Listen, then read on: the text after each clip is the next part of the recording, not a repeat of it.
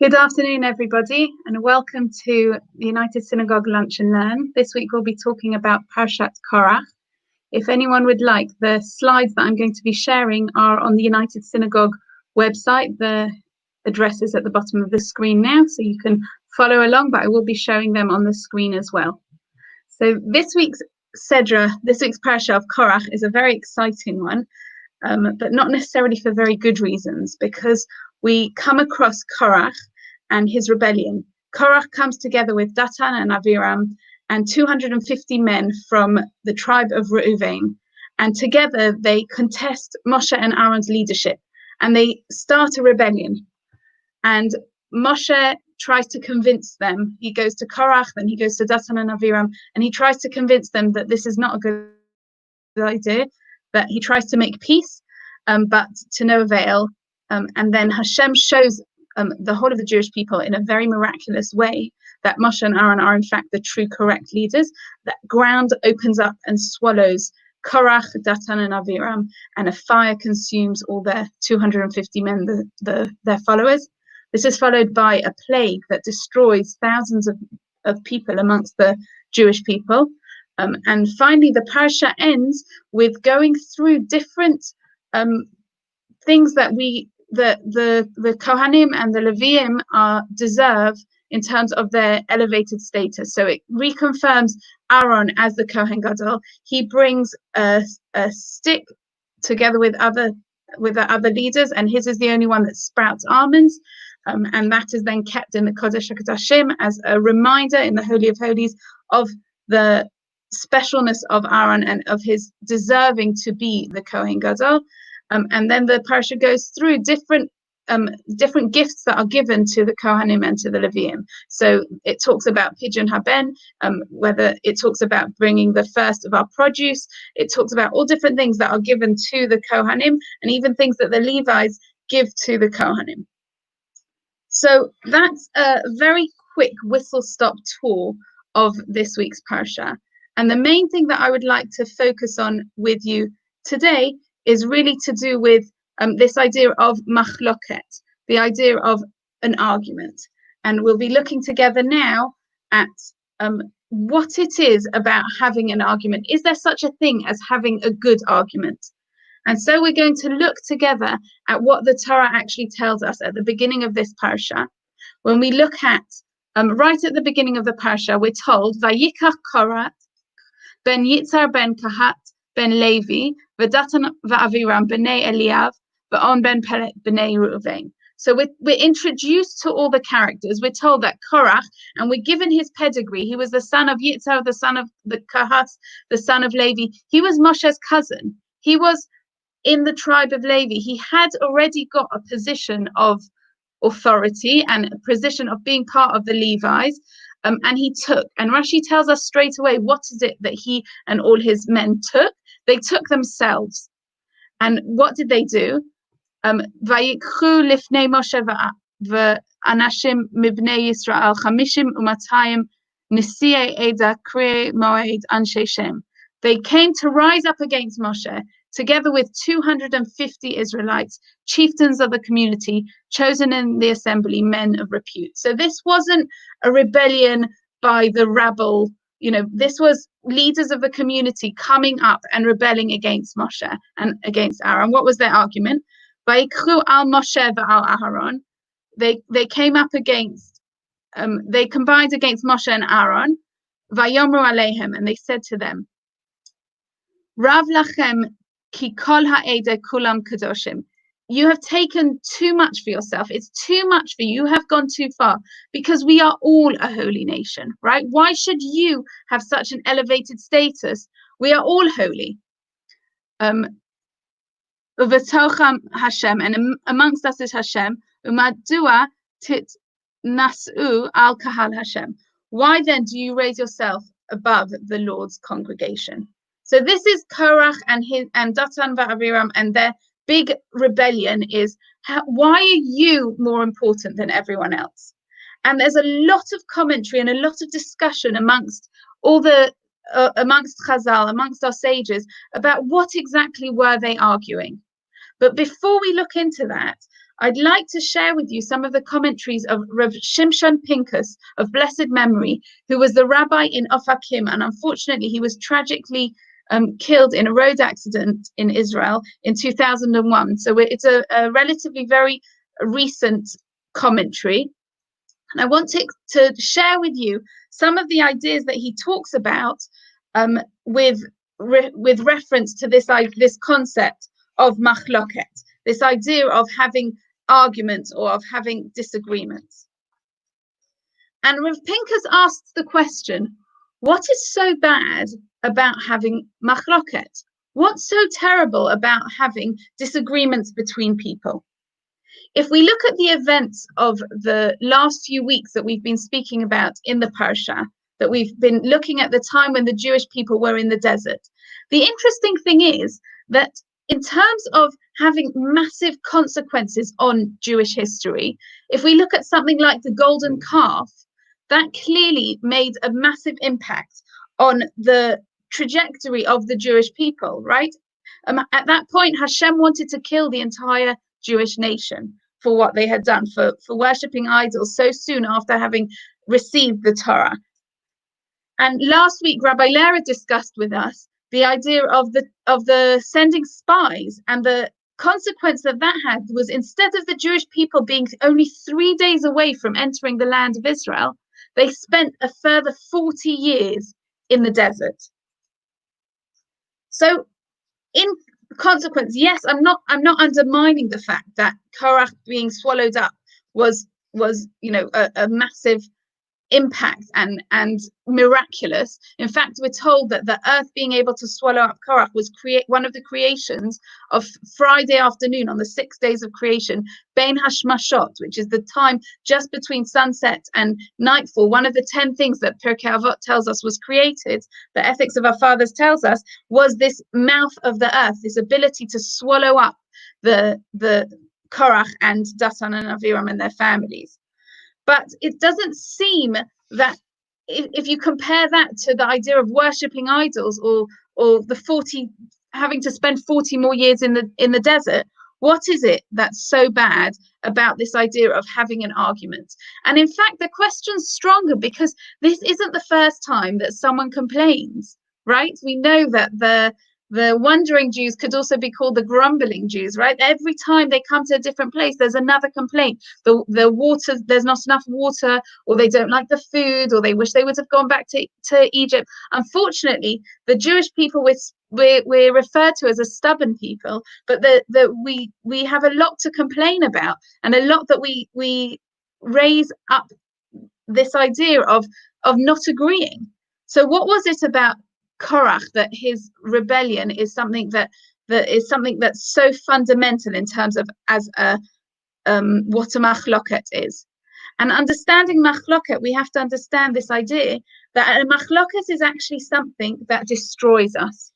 A machloket is something that really destroys who we are and has such terrible consequences on who we are as a people. In fact, in the Sefer CHAFETZ where he brings down the laws of LASHON HARA, why we shouldn't say bad against other people, he goes through, when you say negative things, what avera, what sin in the Torah we would be transgressing by speaking LASHON HARA. And the obvious ones would be things like LASHON HARA, which is given as a specific, or rechilut, which means going around and spreading slander against other people.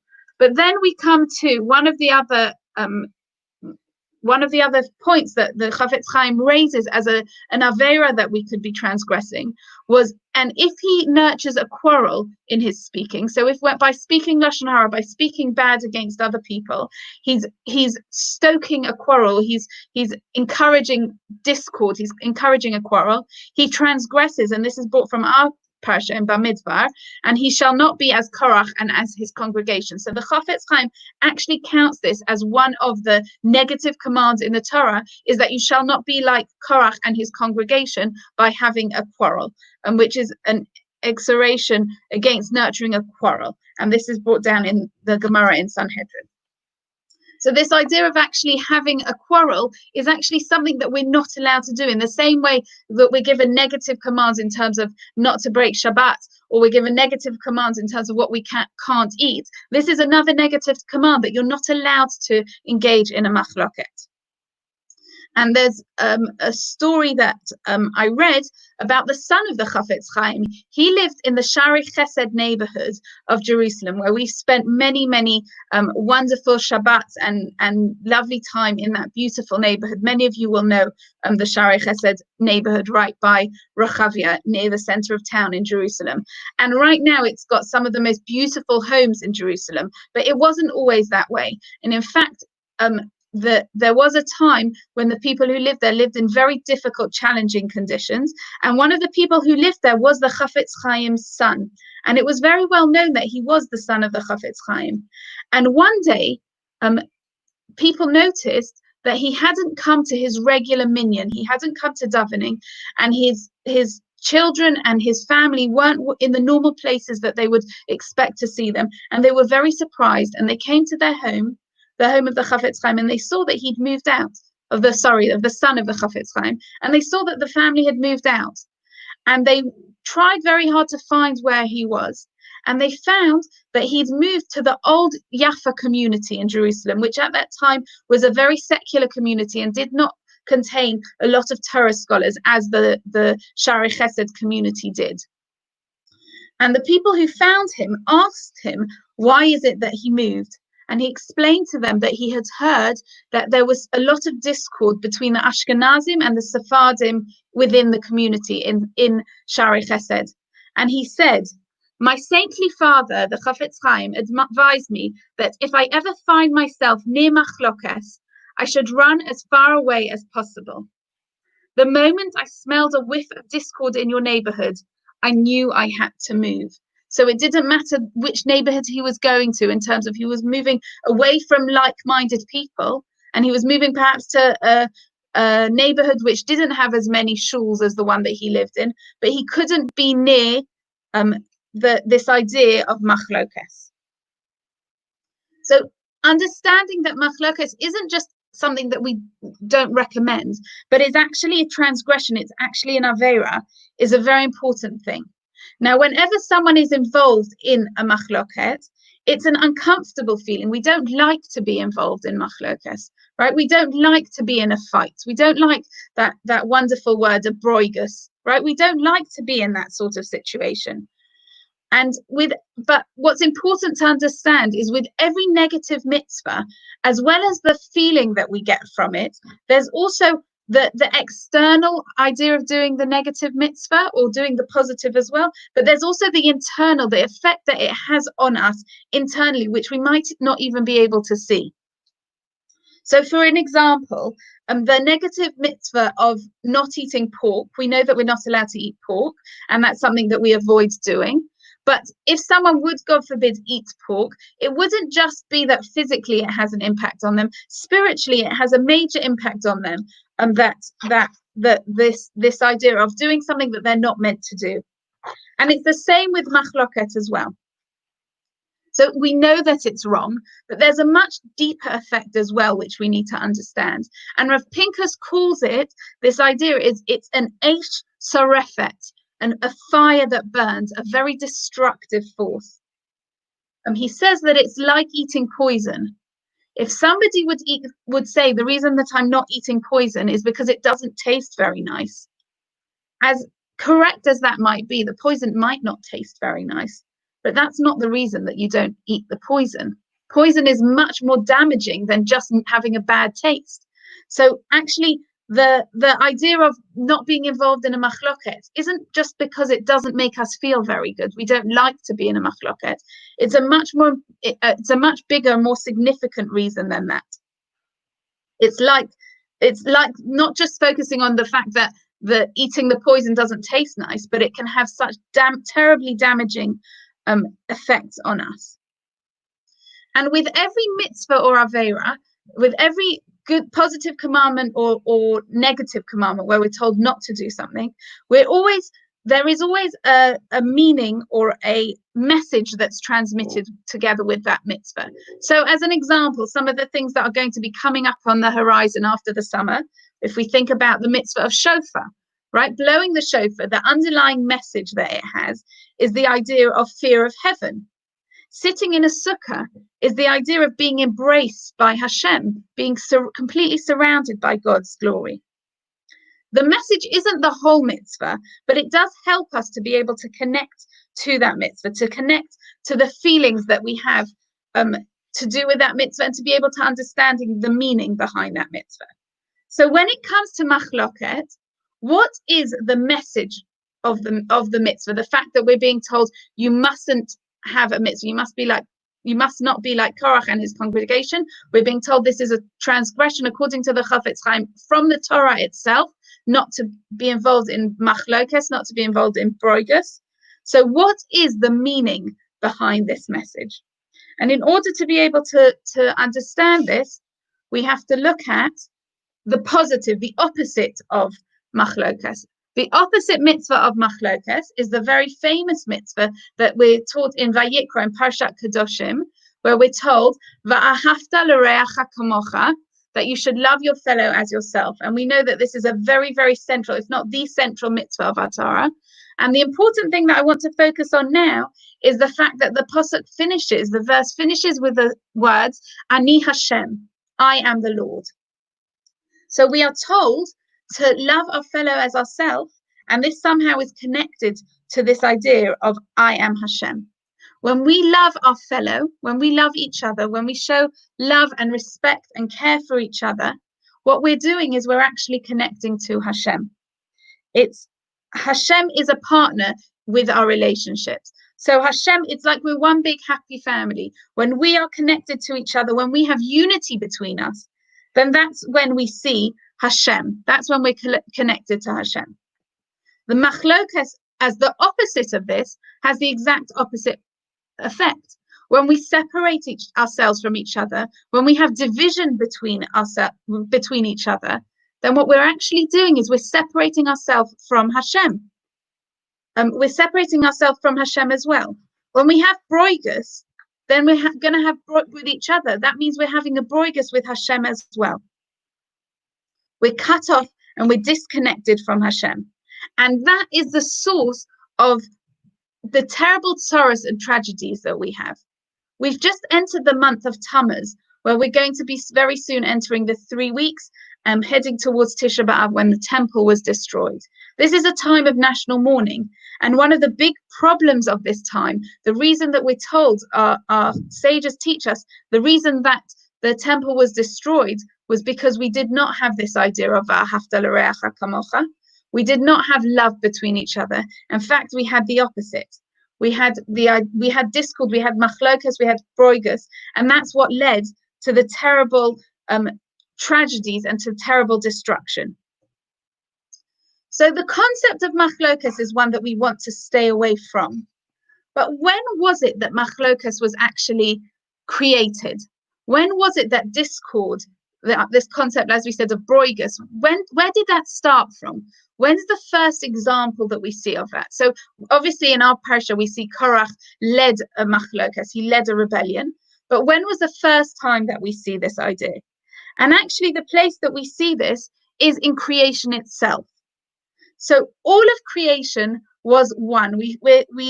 The verse tells us, Malak kol haaretz kavodo, the whole world is filled with God's glory. All of creation is a way of being able to share God's glory with humanity.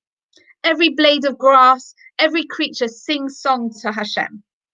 But what happened on the second day of creation was that machlokas was created. God actually created this idea of having division and having separation and having differences. And we're told in Bereshit, Vayomer Elokim yehi rakia b'toch hamayim vayehi mavdil ben mayim lamayim. God said, let there be an expanse in the midst of the water, that it may separate water from water. And then we're told God made this rakia, this expanse, and it separated the water which was below the expanse from the water which was above the expanse, and so it was. What's interesting about the second day of creation, as opposed to the other days of creation, was actually on this day, normally what it says at the end of each day of creation and at the end of every other day of creation is Ki Tov. God said that God saw what was created and he saw Ki Tov, that it was good. And on the second day of creation, there was no Ki Tov. God doesn't say that it was good, right? VAYIKRA Elokim l'rakia shamayim. God called to the expanse, the sky, shamayim, vayehi erev, vayehi voka yom sheni. It was evening and it was morning the second day. God doesn't say those words that he says on every other day of Ki Tov. And the reason that he doesn't say Ki Tov is because on this day, something was created that was this idea of there being separateness, this idea of there being division. Havdalah, you can see the mavdil, the idea of separating.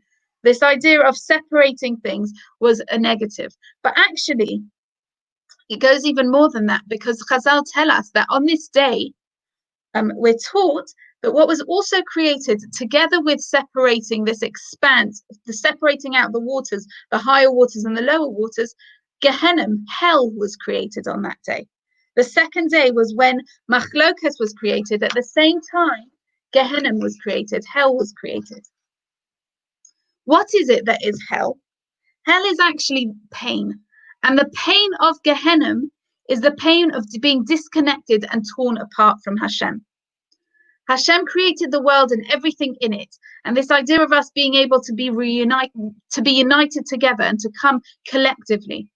And yet on the second day, Machlokas was created, separation and pain was created. And that's why on that day we don't say Ki Tov. Now in our Parsha of Korach is where we really see the source of Machloket, what results in this terrible destruction.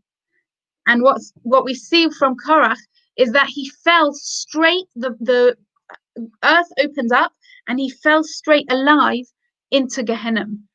And it makes sense that that was the consequences, because he was connecting to this force of separation, to this force of machlokes, to this force of rebellion, of having an argument. So the ground opened up and he went straight through to Gehenna, which was the place that was fitting for him, because he was the one who brought machloket into the world. So we can see very strongly from here that the idea of having disagreement is definitely not a good thing. The idea of having discord, of having rebellion, of having broigus is a very negative. But yet, if we look in Pirkel Avot, in the Ethics of Our Fathers, which we've been reading now through the summer weeks on Shabbat, we're told that Kol machloket shehi l'shem shamayim sofer lehitkayem. Every dispute that is for the sake of heaven will in the end endure. And then we're told, but if it's not for the sake of heaven, it will not endure. And the sages teach us, which is the controversy that is for the sake of heaven. Such was the controversy of Hillel and Shammai. Hillel and Shammai were two sages in the time of the Gemara who argued in the time of the Mishnah, who argued very, very often they argue about what the law is and what the way of interpreting the law is in terms of the oral tradition. And yet we're told that theirs is a controversy that endures, because people still discuss their argument and argue for both sides, whether we choose to rule like Hillel or whether we choose to rule like Shammai. Which is the controversy that is not for the sake of heaven? Such is the controversy of Korach and all of his congregation. What was the major difference between Korach and Hillel and Shammai? Right? What's the difference between these two types of arguments? With Korach, we're told that he was a Baal Machloket. He was looking for an argument. But yet Revolver tells us that anybody who's involved in an argument will always think that the argument that he's having is for the sake of heaven. You wouldn't have an argument unless you think that you are what? You are right? Why would you get involved in an argument unless you firmly believe that you are correct? So Reb Volber said that the challenge of a machlokes is this idea that we think that we're using our intellect, we think that we're engaging with our brain, but actually it's subjective and we're using our emotions. The the Eish Kodesh brings down an explanation that says, what's the difference between Hillel and Shammai and Korach? If you look at the actual ethics of the father, with Hillel and Shammai, we can see what the two sides of the arguments were. You have Hillel and you have Shammai. With Korach and his congregation, it doesn't say Korach and Moshe. Moshe wasn't engaging in that side of the argument. It was Korach with his congregation. In fact, it could be that it was because there was such discord within Korach and all his congregation. And actually, if we look at the idea of what Korach was arguing, why should Moshe and Aaron be leaders? What he was saying, and Datan and Aviram was saying, and every one of the people was saying, why is he the leader? Maybe I should be the leader. And actually, where's the argument in that? That if I can't be the leader, if he shouldn't be the leader, I should be the leader. You know, that it's not fair. Why does he have it? I should have it. That kind of argument. But it wasn't an argument against, it doesn't say that the argument was against Moshe and Aaron. It doesn't talk about the other side. And one of the ways that the Malbim says that we're able to tell if an argument is l'shem shamayim, is for the sake of heaven or not, is exactly in this idea of, is the argument actually the side of the argument, is there discord, or are they agreeing within each side? So with Hillel and Shammai, yes, they disagreed with each other, but Hillel's school and Shammai's school didn't have infighting within the school, so that was called l'shem shamayim, for the sake of heaven. Whereas with Korach, with him and his followers, according to the Malbim, there was a lot of discord and disharmony. Rabbi Yerucham Levovich of the Mir Yeshiva, he spoke about the idea that the only difference between Korach and Hillel and Shammai is actually their intentions. So he explains the difference over here is not something that you would be able to see on the surface. And Korach was a very learned person. He was a very righteous person, right? The only way that you could really be able to tell the difference is if you would dig very deep down, right? The difference between their arguments was so deep-rooted that they probably themselves wouldn't be able to see that it wasn't coming from a good place. And another way that we can know if argument is l'shem shamayim is from the words that we have on our screen, sofa lahitkayem, that in the end it will endure. So the idea that if an argument lasts and continues, such as Hillel and Shammai, that you have this idea that their disagreements are still being learnt about in yeshivot and in shuls and in Dvar Torahs, you know, for the rest of time. We still talk about Hillel says this and Shammai says this, right? We tell stories about the different approaches that they have. So this is something that that's a way that we can know that there was l'shem shamayim, it was for the sake of heaven, because it is still continuing nowadays. So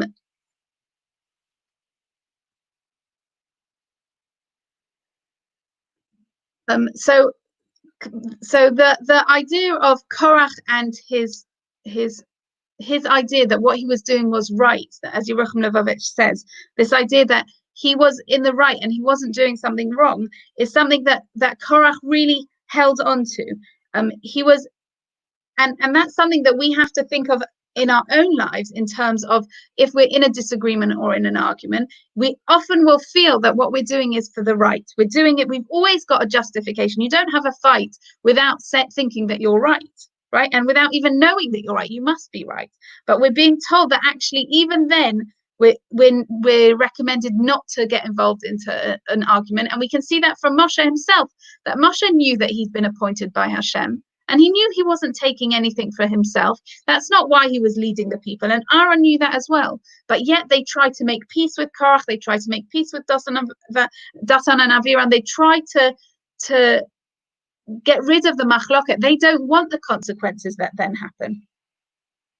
So this idea of staying away from machloket, even when we think we're right, and I'd say especially when we think we're right, because especially when we're right, that's when we're the most involved. We think we're doing something l'shem shamayim, for the sake of heaven. This is for the good, or people will say this is for the principle of the matter. I'm not arguing it for myself, I'm arguing it because this is the right thing to do. What this Mishnah teaches us from Pirkel Avot, which is very important, is there is room for disagreement in Judaism. We're allowed to disagree. In fact, the whole Gemara, the whole way of learning the oral Torah is all about disagreement. And if you walk into a yeshiva or into a sem, you'll hear people disagreeing with each other. Any Torah class you walk into, the one of the wonderful things about it is the ability to ask questions and to challenge and to argue over what's being said, not just to have to agree with everyone. We're allowed to have our disagreements. In fact, the Gemara talks about two people who are learning Torah together, and if you look at them and you walk in and you see them arguing together, you would think that they hate each other. They're arguing with such venom, they're shouting at each other. But yet they will walk out afterwards as the best of friends. And that's how really we know that a machloket, an argument, is an okay thing to have. And that's one brought down in Tehillim, in Psalms, the song that we all love to sing of Hine Matov Umanayim Shevet Achim Gam Yachad. When we say how good and how pleasant it is that brothers can dwell together, that we can all sit in unity. The way that you can know that a machloket is an okay thing to have, that it's okay to disagree with someone, is that you can still sit down and sit together and have a wonderful time together and be able to spend time together and enjoy each other's friendship. And you don't have to agree on the same thing. That's okay. That's how we know this shevet achim gam yachad. If we're ensured that there is shalom, that there is peace, that Hashem can be part of this, then it's fine to disagree. Then it's fine to have a disagreement, a difference of opinion, and it can even be a really strong disagreement and a difference of opinion, as long as we can have this idea of shevet achim.